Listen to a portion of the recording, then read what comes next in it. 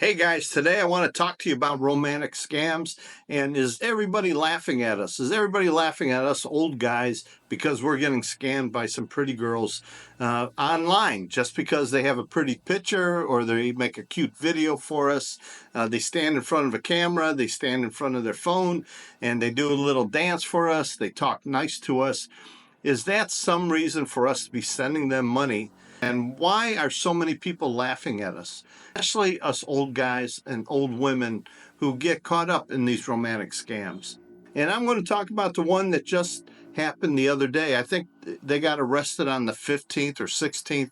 I'm not sure of the day. We were in Cebu at the time, and we got into a taxi cab. And when we got into the cab, I could hear the radio announcer talking about the news, and he was mentioning 17 arrested romance scam and foreigners. Those were the only words I could understand. You know, here in the Philippines, when they talk Visayan, there's a lot of English involved. There's no translation for some English words, so you can sort of keep up with the conversation. And I asked the driver, I said, what are they talking about? And he told me the people were arrested and put in jail. They were scamming older people from Taiwan. I don't understand how people can give up their money so easy. They work so hard and they give their money away to the scammers. But I sat back in the seat, and Jan and I and the two kids, we were on our way to the bus station, catch the bus back to Dumaguete. And as we were in the bus, I started looking it up online, what was going on. 17 people, one girl, only one girl. The rest, they're all guys. They're all from Taiwan. They're all younger. And they were running a scam against older men in Taiwan. She would pose as the love interest. She would send her pictures. She would send her video. And when it was time for her to talk to somebody, they wanted to do a video chat, she would be the one to video chat with them. They had a whole studio for this, and they had 16 men who were chatting these guys after the video call was over. They would just keep up with the chat, messenger, and texting them and telling them how much they loved them, what was going on in their life, and always came up with a need. Something came up. They got you emotionally hooked, and they would ask for money. And some of these guys were part of the laundering of the money. They had bank accounts or they had fake IDs to go pick the money up. It was a big operation. It was like a syndicate. A lot of these people in this group of 16 or 17 were involved with gangs in Taiwan. So they leave Taiwan, they come to the Philippines, they set up something, and they start a scam, romance scam, which is probably the easiest one to get away with because the victims never come forward. If you're a victim of a romance scam, usually embarrassment sets in. You don't tell your kids, you don't tell your neighbors, you don't tell nobody. And sometimes you get scammed again and again. That's part of being alone and being lonely and having money and nobody to share it with and nobody to share your time with, which is the big thing. You have nobody to share your time or to share your emotions with anymore. The kids are gone. You're by yourself. Your friends are just friends, but they're not emotionally tied to you. Maybe your wife, has passed and you're a widower, and or you've been divorced a long time, and your kids live on the other side of the country or the other side of the world, and you're alone and you're looking for someone to talk to, and the scammers call you and the scammers talk to you. I remember watching American Greed, a long time ago in Las Vegas, and they were talking about the Jamaican romance scams, and they were talking to this one lady, older woman, who lost a lot of money, six figures plus, to this one guy who would call her every day. And every day he had another problem, and she was sending him money. And when they were interviewing her for the show, she said, all this money I lost, I wish I could still speak to him. She said she missed talking to him. She wished the guy would call her and they could have a conversation again because she's lonely and no one to talk to. Money is irrelevant. The loneliness dug at her, and she just missed talking to him.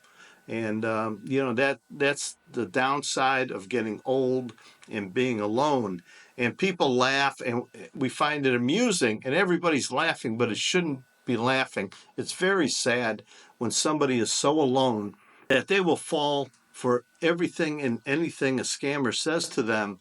Becomes a friend, not like a friend they have at church or a friend they have down the street. This is a romantic connection. It's something they haven't had in their life for years. And now all of a sudden somebody is showing interest in them, and they're willing to give everything to keep this interest alive and keep this person who they really deep down inside know is not real, but they hope this is the one. You know, like a lot of guys here say, my girlfriend's not like that. And it's the same thing with these romantic scams. You're hoping, or you're saying, this person I'm talking to is not like that. This person is totally different. And a lot of guys fall for these scams. A lot of women, too. Women get scammed more than men do in the U.S. They fall for these scams where they're in the army and they've been, discharged, and they're stuck in a foreign country. And, they're good looking men, and they're talking to these older women, just like older men talk to younger women. They both get scammed. But as for romance scams, in 2024, Americans lost over $823 million to romantic scams, according to the Federal Trade Commission, which they keep stats on this. The Federal Trade Commission also reported 64,000 romantic scams in 2023, with a total of $1.14 billion lost to scammers. The target demographic is older men and older women because they have financial resources and they're not familiar with the online scams. They're not technically savvy. They're not used to this online scam. It's just something new to them, especially the people in their late 70s, early 80s. They're very vulnerable. But back to this group of 17 people that were arrested, and people here in the Philippines, are they laughing at guys like me, like you, and we get scammed when we come here? I know when I first came here to Behold, I was dating a younger woman. She was in her early 20s, a little bit too young. I should have known better, but she was nice. She was friendly. She was very, very good girl. We're still friends. She's friends with Janet. But I remember we would go from Behold shopping into Tabalaran. We were in Alona Beach areas where we lived, and we would take the jeepney up to Island City Mall in Tabalaran. And always on the ride up there were old women in the jeepney. And when we get to the market, when we got to the mall, I would ask her, "What are those women said?"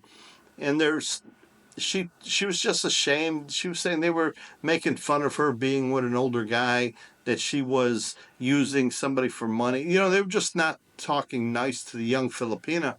But are they laughing at me? Also, they don't talk to me, but are they laughing at us old guys walking around here with women who are 40, 50 years younger than us? Do the Filipino people think it's a joke, us older foreigners coming here, not just Americans? You have older Chinese, you have older Koreans, you have older Australians all coming here, coming from Europe also, and dating and living with and marrying these younger Filipinas. Do they find it funny? I think they do in a way, until they get to know you and they get to see the relationship. And I'll tell you about the 13A process. When Jan and I went the first time for this 13A, our probationary interview, there was a little bit of reluctance in the interview uh, by the interviewer because of our age gap. He was saying that age gap is pretty large, and he went into more detailed questions, prodded a little bit deeper than most people. On the second visit to the interview, it was the same interviewer. He had no problem because a whole year went by and he got to see that we were still together and everything was still good.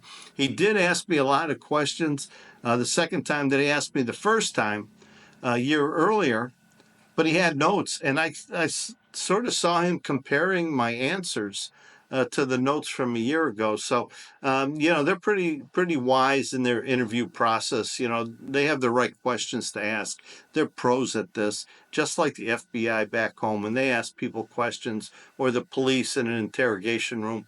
They're asking the right questions to get the answers that they want. But are the Filipino people laughing at the older foreigners here? I think they do in some cases when it's obvious that it's bad.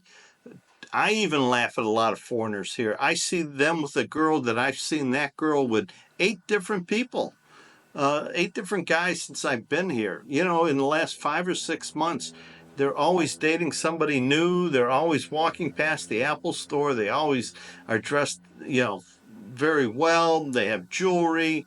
They have the looks of that they have money, and they're scamming men, and we see that, but we really don't say nothing because it's not our place to tell somebody, hey, I think you're with the wrong girl. They're going to get very defensive. They're going to get mad at me, and it's just not going to work out right. So we see this all the time, and sometimes we chuckle.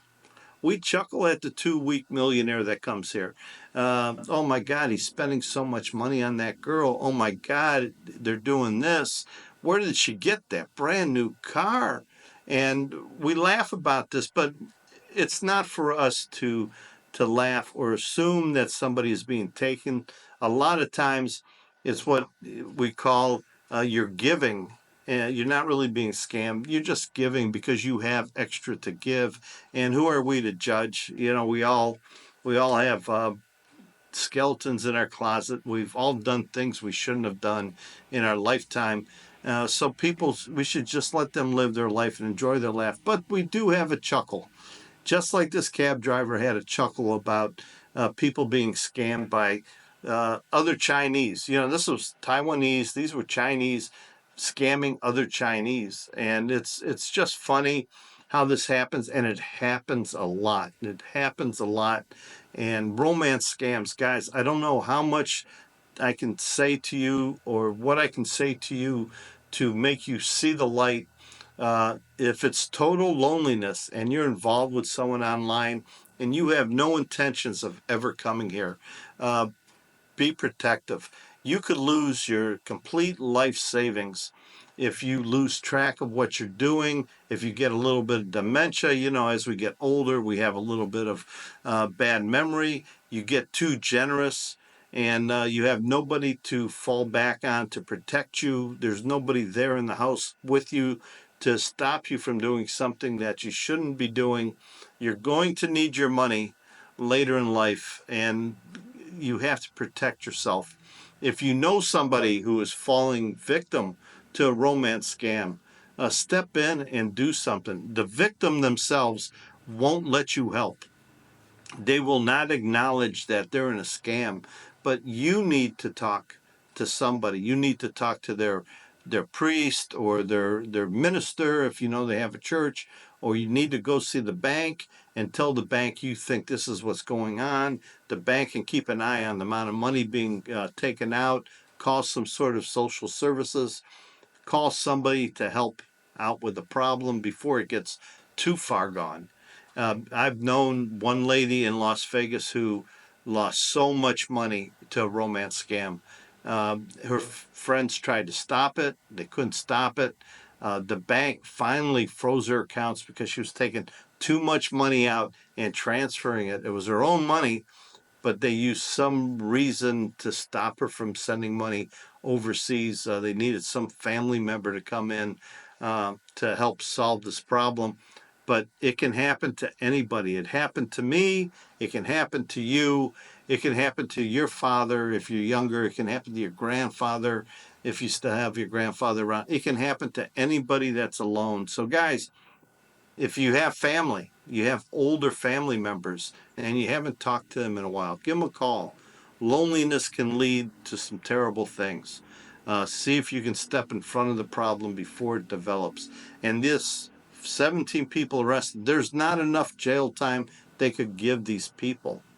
They were gang members from Taiwan. The one guy had a warrant. When the police picked him up, he turned on the rest of the crew. He got them all arrested, and now they're in the deportation mode to be sent back to Taiwan, where they all have warrants on them. So they're going to hopefully spend some time in jail. The amount of groups, when I looked up how many scamming operations have been broken up by the Philippine government, it's just too many to count. There was one in May, there was one back in October. There's scammers here who are scamming people out of crypto, out of gambling. You know, they do the online gambling and all the games are rigged. There's also groups here on the romantic scams. There's all sorts of scams coming out of the Philippines, just like they're coming out of almost every country. Scammers are everywhere, and they disappear quickly. They set up shop in some sort of rental area. They rent a house, they rent an apartment, they rent a building, they run their scams, and then they leave once they got your money. And they have a way to launder this money. Be careful, guys. I'm not talking about sending somebody $10 for load or $50 because they don't have groceries. I'm talking about sending people large sums of money. They don't need your money that bad, not that large sum. And if you find a girl that you like, somebody you really want to meet, get on a plane. All those people in Taiwan who were scammed by that girl, if they would have got on a plane, came here to the Philippines to meet her, they would have found out she was a scammer. Spend that money instead of giving it to them. Spend it on a plane ticket. Come here and meet somebody. And how I think the Philippine people find it funny that us old guys come over here and give all our money to girls. Let me know what you think. And until next time, thanks for watching.